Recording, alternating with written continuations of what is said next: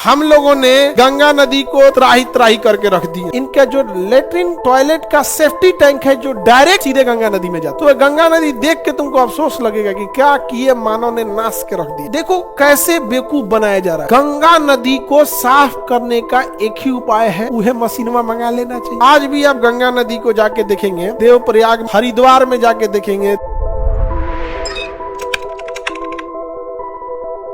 भारत की सबसे लंबी नदी गंगा नदी में बैक्टीरियोफेज नामक एक वायरस पाया जाता है जो किसी भी बैक्टीरिया को मार के खत्म करके खा जाता है। लेकिन हम लोगों ने गंगा नदी को त्राही त्राही करके रख दिए। लोग इतनी गंदगी फैलाए हम लोग कि गंगा नदी में अब गंदगी वाले वायरस बैक्टीरिया घूम रहे हैं, उसमें भी अब गंदगी फैला दिए।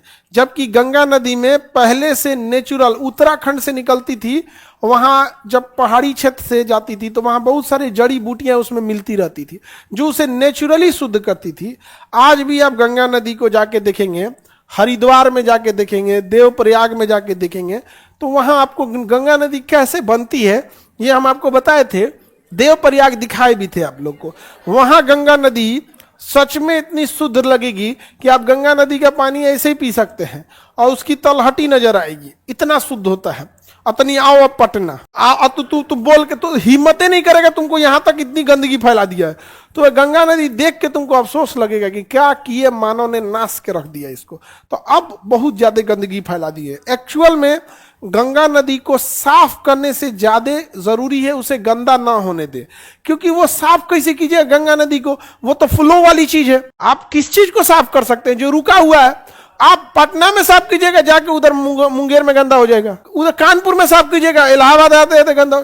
मतलब समझो, आप देखो कैसे बेवकूफ बनाया जा रहा है कि हम चलते चीज को धके साफ करेंगे। ना तो तू रुमाल लेकर चलते ट्रेन साफ कर, चलो तो पोछा मारो। आप कब ट्रेन को साफ करते हैं? जब रुक जाती है। कहिया गंगा नदी रुकल है तो ये कह रहे हैं लोग कि हम चलते गंगा नदी को क्या करेंगे, साफ करेंगे। समझ में आ गया?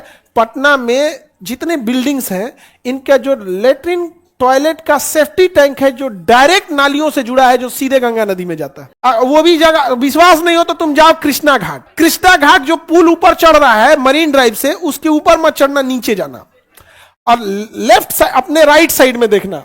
राइट साइड में वहां सारा सीवेज प्लांट है। वो कुछ नहीं करता है, बस पानी को रोकेगा, उसमें से प्लास्टिक हटा देगा, वो भी नॉर्मल चीज है प्लास्टिक, और वहां सीधे फेंक देगा। कहां पे? गंगा नदी। नहीं समझ में आ गया? सीधे गया कहा गंगा नदी। तबाह करके रख दी हम लोग गंगा नदी को। और हम लोगों को क्या बताया जाता है?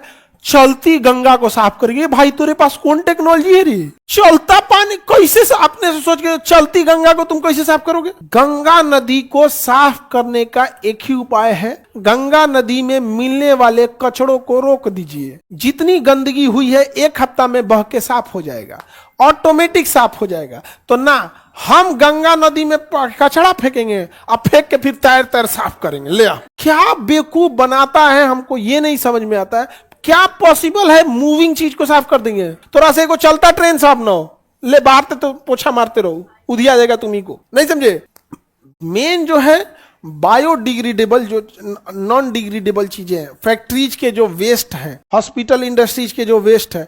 अब जैसे हॉस्पिटल से जो चीज कचरा निकलता है, वो तो एक कंपनी, एक गवर्नमेंट की एजेंसी वो ले आके देती है, हम लोग उसे दे देते हैं, वो उसे प्रॉपर डिस्पोज करके खत्म कर देती है। ऐसे ही इंडस्ट्रीज से जो कचड़े निकल रहे हैं, कितना कचरा निकला किसी भी फैक्ट्री से, तो एक अलग कंपनी होती जिसका काम होता जो इस कचड़े को डिकम्पोज करके खत्म करती। अब हर फैक्ट्री को कहिए कि भैया तुम ये कचरा इस कंपनी को देना, जो चार्ज लगेगा तुमको देना होगा। अब पूरा पेपर वर्क मेंटेन होगा, तुम्हारे यहां से इतना प्रोडक्शन हुआ, इस हिसाब से इतना टन कचरा आना चाहिए, तो तुमने इतना टन कचरा दिया कि नहीं, और उस उतना टन कचरा का पेमेंट किए कि नहीं। और इससे भी अब इनकम टैक्स लेंगे भैया, तुमको एक नया रोजगार दिए, नया रोजगार मिला कि नहीं। अब हर जगह ये होगा कि भैया फैक्ट्री को ही लगाओ, हम साफ करेंगे, हमारे यहाँ के डंप कर देना, यहाँ ले आके साफ करेंगे उसको। तो नहीं, हम चलते गंगा नदी को उतर के अच्छे से साफ कर देंगे, ले साफ कर देंगे। साफ हो रहा है इनका से, जीवन बीत जाएगा यहाँ पे। भाई पब्लिक को मान लेती है ना इस चीज को कि हम चलते नदी को साफ कर देंगे। अमेरिका सोचता होगा तो सही है, अमेरिका पागल हो जाता होगा यार, ये सब बोलता कैसे है? नहीं समझे? आप अपने घर में एक काम कीजिए, 2 बाल्टी लाल रंग घोर दीजिए, 2 बाल्टी चाहे काला रंग घोर दीजिए और बहवा दीजिए, मोहल्ले की पूरी नालियां काली हो जाएंगी। मोबिल खोल दीजिए, आप कहिए कि हम नाली साफ करेंगे, हो गए तो साफ थोड़ा से। पहली अच्छा, जितना नाला है उसके ऊपर प्रॉपर जाली डबल लेयर का लगा दो, जितना प्लास्टिक है वहां से हट जाएगा। जितना पानी है नॉर्मल कचरा वाला चीज तो अपने से साफ हो जाता है, इंडस्ट्रियल वेस्ट ज्यादा नुकसान पहुंचाते हैं। तो ये तो बहुत ज्यादा खराब हो गया। कानपुर का एरिया में तो इतनी इंडस्ट्रीज है, पैसा खिला दीजिएगा और आप कुछ भी कर सकते हैं। ये वो अभी तो एक तो मुंबई में कंपनी आई है ना, इटली में उसको ऊपर जुर्माना लगा दिया गया, उससे बीमारी फैलती थी फैक्ट्री से, और वो आ गया है कहाँ पर, मुंबई में, महाराष्ट्र में।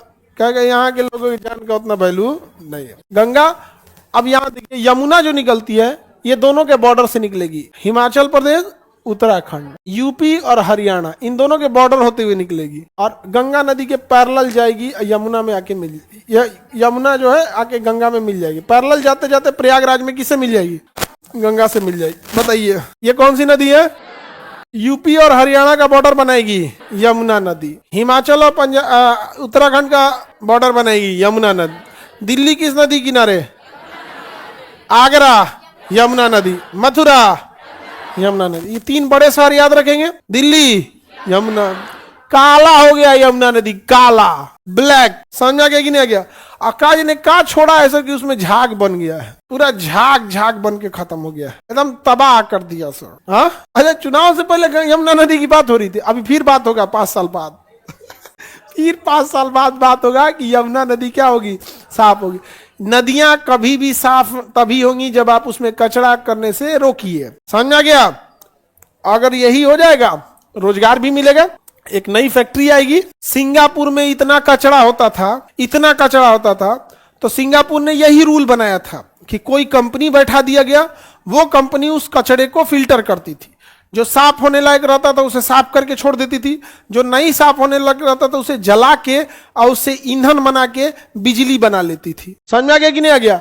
कचड़े नहीं रहता था सिंगापुर में, बड़ी बड़ी मशीनें लगाई गई, इतना मशीनों ने काम किया कि 15 साल में सिंगापुर में कचड़े खत्म हो गया। अब जो फैक्ट्री लगाए थे लोग, उनको रॉ मटेरियल मिलना बंद हो गया, या भैया कचड़े ना मिल रहा है, कितना महंगा मशीन लगाए हैं। तो सिंगापुर ठेका निकाला है कि दुनिया में किसी के पास कचड़ा है, वो कचड़ा खरीद रहा है कि भैया हमारे पास कचड़ा साफ करने वाला मशीन फालतू पड़ल है। भारत को कम से कम उहे मशीनवा मंगा लेना चाहिए, नहीं समझे। ई क्या करेगा सब बताइए। एगो सरकारी आदमी मिले थे, बड़े अधिकारी थे, अब बोलना नहीं चाहिए, अब क्या बोले, बहुत बड़े अधिकारी थे, शिक्षा विभाग में थे, अधिकारी थे। और हमारी मुलाकात हो गई किसी ऐसे कॉमन कोई नहीं मीटिंग रहता है प्रोग्राम किसी, तो वो कहे कि खान सर मैं शिक्षा विभाग से हूँ, आपको कुछ होगा तो एजुकेशन में आप भी हैं, कोई मदद होगा तो हमसे बोलिएगा। हम कहे अब तू मदद करेगा हमारा अपन स्कूल देख भाई पहले भाई तू सरकारी स्कूल तो देख ले सर। अब आप बताओ जो सरकारी स्कूल चला रहा है ना, वो हम लोग को कह रहा है कुछ मदद तो बोलिएगा। ये भाई तू पहले अपन सरकारी स्कूल संभाल, तुम्हारा आना ही चौपट कर देगा किसी चीज को। लेकिन उन सब में हिम्मत बहुत होता है।